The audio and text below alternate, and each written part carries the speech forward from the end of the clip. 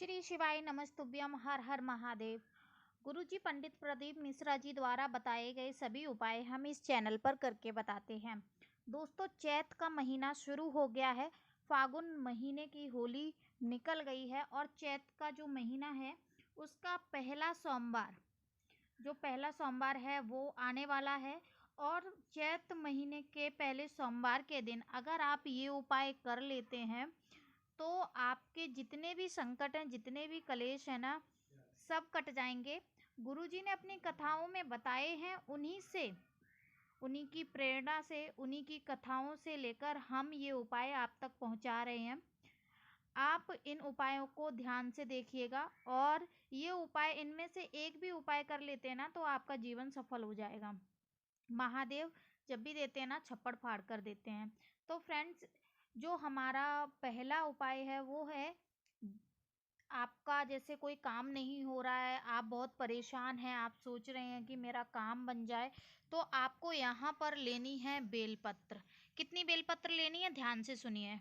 तो दोस्तों, आपको 5 बेलपत्र लेनी है। बहुत प्यारी सी, कटी फटी नहीं होनी चाहिए, ठीक है। अगर नहीं मिल पाए तो आप एक दिन पहले ही ले लें, लेकिन पेड़ से आप ना तोड़े सोमवार के दिन, ठीक है। नहीं तो आपको पुण्य की जगह पाप का आप भागीदार बन सकते हैं, ठीक है। तो आपको 5 बेलपत्र लेनी है और वो एक एक करके महादेव के ऊपर चढ़ानी है।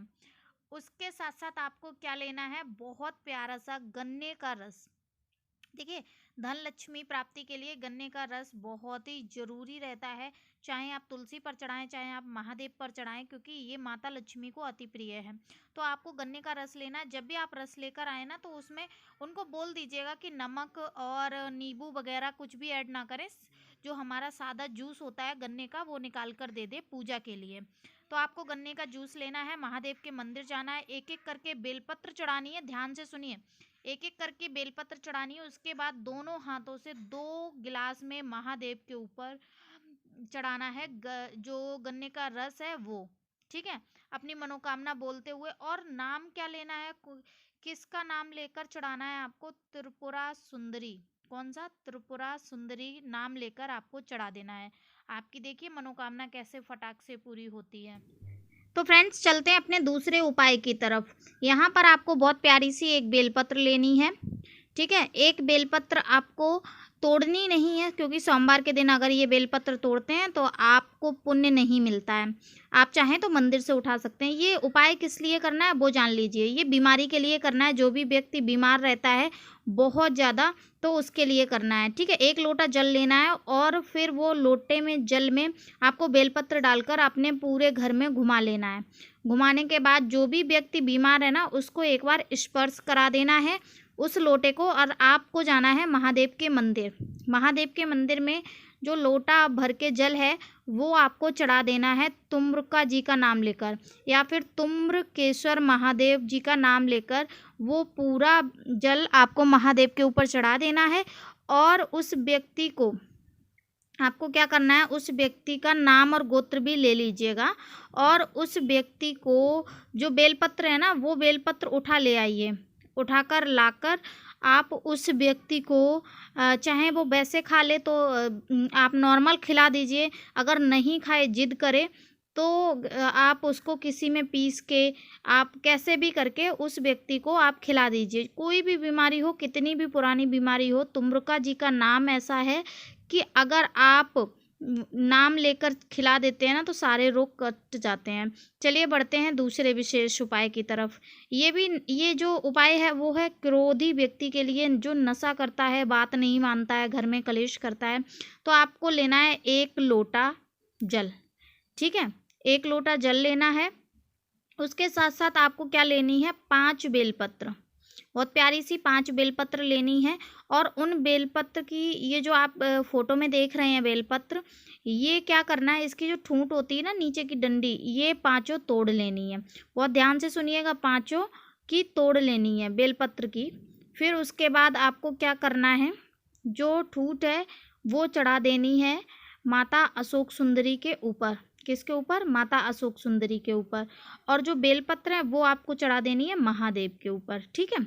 महादेव के ऊपर चढ़ाकर आपको क्या करना है, जो 1 लोटा जल लेकर गए ना, वो नीलकंठेश्वर महादेव का नाम लेकर और उस व्यक्ति का नाम ले लीजिएगा, ठीक है। आपको वो चढ़ा देना है जल। जल चढ़ाने के बाद थोड़ा सा जल ले आइएगा, और जो ठूठ है ना, वो ठूठ अगर गिरती है, क्योंकि गिरी जाएंगी, जितनी भी गिरती है ना वो सारी ठूठ ले आएँ और वो व्यक्ति को कैसे भी पीस के या कैसे भी खिला दीजिएगा, उसका नशा मुक्त हो जाएगा। चलिए बढ़ते हैं दूसरे विशेष उपाय की तरफ। यहाँ पर आपको बेलपत्री का वृक्ष दिख रहा है।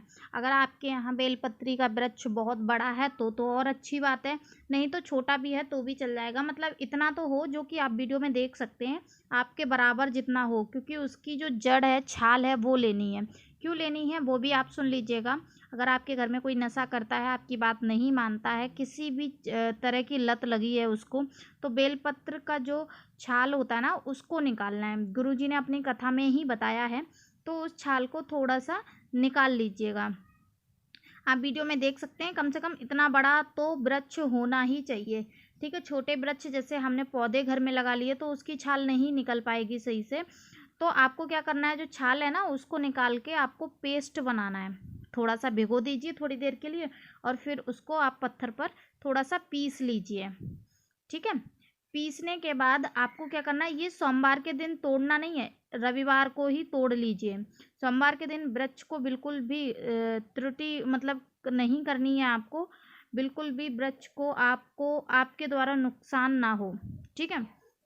आपको वो छाल लेकर आनी है, पेस्ट बनाना है। उसके बाद आपको क्या करना है, महादेव के मंदिर जाना है 1 लोटा जल लेकर, ठीक है। नशा मुक्ति के लिए बहुत ध्यान से सुनिएगा। आपको वो पेस्ट महादेव के ऊपर पूरा लेपन कर लेना है। इतना जो छाल है ना, इतनी हो कम से कम, महादेव की पिंडी पर थोड़ा सा पेस्ट लग जाए।